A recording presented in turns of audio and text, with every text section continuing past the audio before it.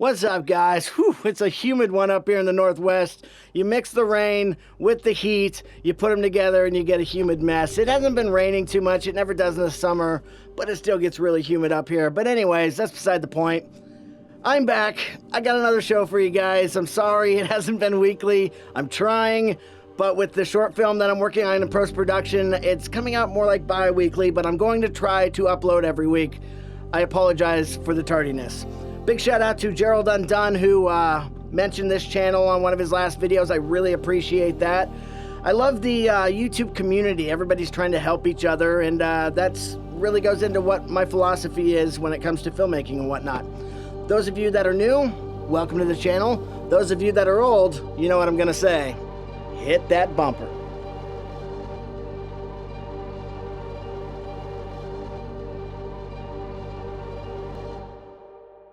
If you haven't noticed by now, one thing I greatly appreciate in my gear is versatility. Believe it or not, I actually consider this, the Aputure 300D Mark II, a very versatile light. But I'm going to show you today that there's more than one way to be a versatile light. Sometimes I feel like timing plays a big role in the gear I purchase. This by no means is a small purchase, but while I was shooting my short film Small Gains, my director of photography, his name is Trevin, brought with him a light that I really wanted to get my hands on and hadn't yet, and that being the original 300D from Aputure. And I immediately fell in love with the light for no other reason than the output level at that time. There were a lot of clunky little issues with the light, but at the time I was willing to look past them because of how much light that light put out. If you look at this clip from my short film, all the light coming in through that window onto the wall right there that's looking like sunlight is the 300D. A light that can imitate the sun is very intriguing.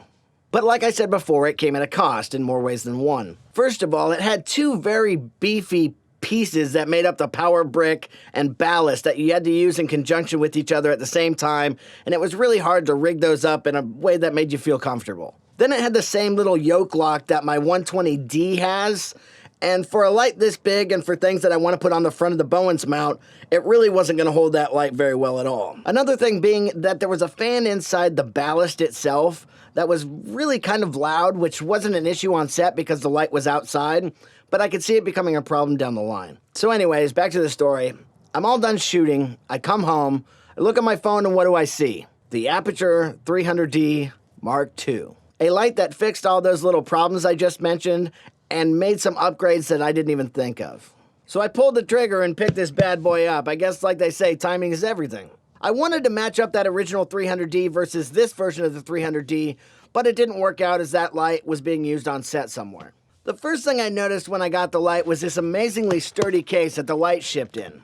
It feels like a soft case, but has the power of a really hard case. Now, I'm a big guy and would never dream of sitting on the case for my 120D or that original 300D, but with this case, I have no problem sitting on it whatsoever. I can sit on it tall ways, or as they say in the industry, New York style, or I can pull it down to Chicago or Los Angeles and feel perfectly comfortable sitting on it at my size. It's almost like getting a free Apple box with your purchase. The next thing I noticed was this amazing one-piece, not two, ballast, which is actively cooled, which means there's no fan in it and it doesn't make any noise. There are two V-mount or gold mount attachments depending on which one you ordered. With the last version of the light, I was having a rough time trying to rig up the ballast. With this version, I have multiple options.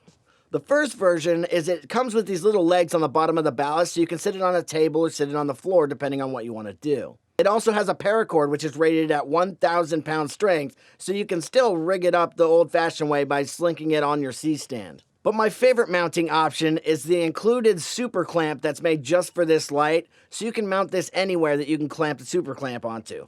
I like putting it right on the C-stand like this. It's real simple. You just open the clamp up so it fits around whatever you want to secure it to, and then lock it down. Now you move this switch all the way into the unlock position, and it just snaps on with a very satisfying snap so you know it's locked down. And there's no wrong way to rig it. You can do it upside down or right side up, depending on whatever your needs are at that time. So now I got the ballast mounted up. Let's see what else we got.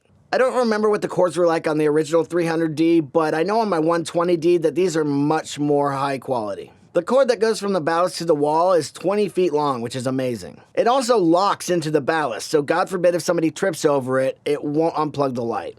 The 5-pin XLR cable is a normal male to female XLR cable, making it much easier to replace if it gets damaged or lost. The XLR it comes with is 10 feet long, which is much longer than the ones before, and it also has locks on it, but it always did, so that's not really a new feature. So now all that's left to do is to mount the actual light to the C-stand. So when taking the light out, the first thing I noticed is the light yoke, which is much deeper, making it so you can flip the light in any direction. Then I noticed a very encouraging upgrade. A hand braking system for the yoke, so I can actually tighten this light into place with attachments on the front of the light and not have the light droop when I put things on the front with the Bowens mount. The accompanying hood also seems to have gotten an upgrade. It looks much different than the old style, and from what I've heard, it's basically narrowing the beam angle from 60 degrees to 55 degrees. And this is nice as it gives me more options. I have a 120D, so I can put that hood on the light and get 60 degrees, or I can keep the one that it has on it to get that 55 degree look. Obviously, because this light, like all Aputure lights, has a Bowens mount on the front, I can put a lot of different modifiers on the front, and I can even narrow the beam angle more by putting the Fresnel mount on the front. Like I was saying, the 300D Mark II is a chip-on-board light with massive output. With the light fired up, it is incredibly bright, but that's not the only story here. It also goes all the way down to 1%, giving it a wide range of luminance. Most of the chip-on-board lights I've seen shut off at around 10% and don't have the capabilities to go as dim as this light goes. Now, when I took the hood off of this light and put it all the way down to 1%, it gave me a reading from about 1.5 meters away of 14.5 lux. That's incredible. Now, when I step it up to 2%, you can see it's already getting considerably brighter, but let's crank it up to maximum brightness and see what we get. At full brightness with the hood on, from 1.5 meters away, it read 17,200 lux. That is incredible.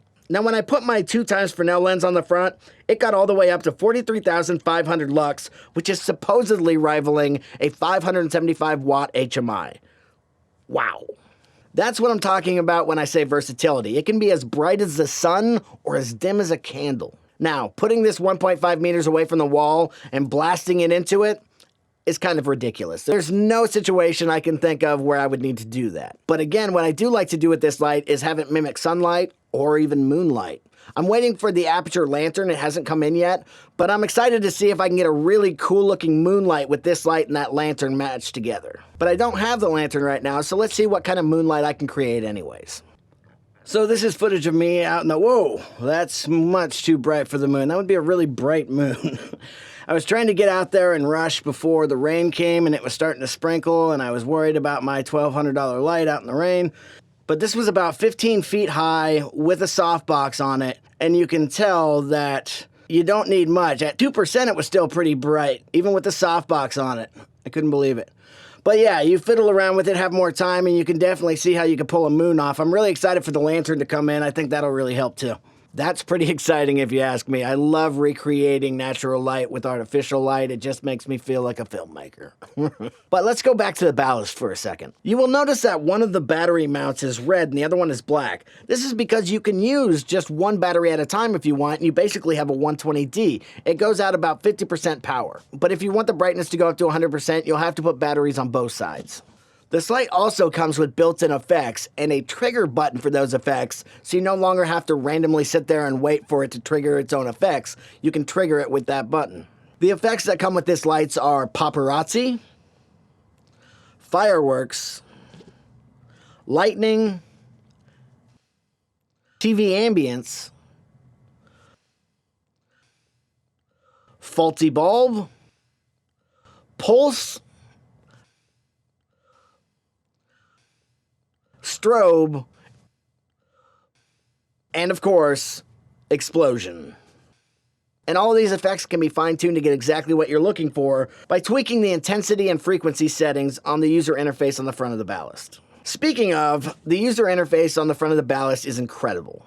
You can do things like never before, like dimming curves. If you don't like just a linear curve, you can set that dimming curve in 4 different dimming styles. And you don't even need an app to do so. You can do it right on the front of the ballast. But if you do want an app to do things with, there is an app for this light. Right now it's only on iOS. An Android one is coming, don't worry.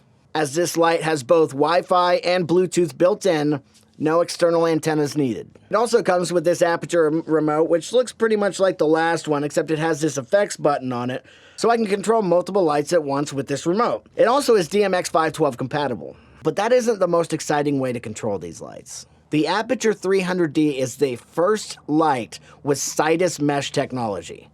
I know what you're thinking. What the hell is Sidus mesh technology? I had to look it up myself because I had no idea. The Sidus link is a way to have your lights communicate together in a communication mesh. Now with the Sidus app, I can control this light from 80 feet away. And then another light can be connected 80 more feet away. And then another one 80 feet from that. As long as I'm within 80 feet from one of the lights, I can control an entire daisy chain of lights and make them do all sorts of really cool effects. Now this isn't something I can see myself using right now, but it's something I can see a lot of higher end music video DPs using, and I'm sure it's a game changer for that industry. Wow, you would think there wouldn't be that much to talk about a light that only spits out one color, but that's what I'm talking about when I'm saying this light is very versatile. I really hope you enjoyed this look at the 300D Mark II. If you did, go ahead and hit that like button over there. Don't worry, it's a nice guy. If you haven't yet, go ahead and visit the subscribe guy or his friend the little bell. You know, they're cool to hang out with, or tap, if you will. If you have any questions about this light or just want to talk to me about anything in the film industry, hit me up in the comments. As long as you remember, it's not a competition. Let's all rise in this business together. It's good to be back, guys. See you next time.